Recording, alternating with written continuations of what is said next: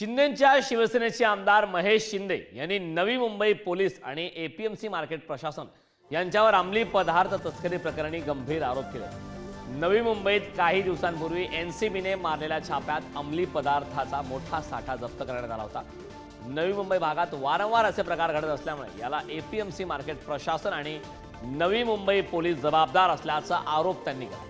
अंमली पदार्थाच्या कारवाईत सापडलेल्या आरोपी हे सातारातील कोरेगाव जवळच्या बिचुकले गावातील आहेत। यांचे राजकीय कनेक्शन काय आहे याची सखोल चौकशीची मागणी आता मुख्यमंत्री आणि दोन्ही उपमुख्यमंत्र्यांकडे आमदार महेश शिंदेंनी केले।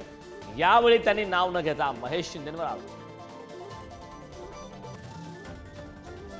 खरं तर आमच्यासाठी हे फार दुर्दैवी गोष्ट आहे।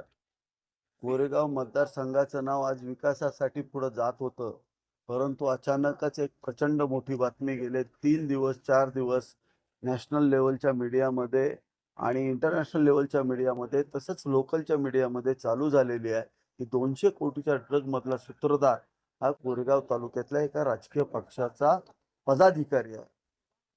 तो कोरेगाव तालुक्यातला माझ्या मतदारसंघातला हेच माझ्यासाठी दुःखाची गोष्ट आहे।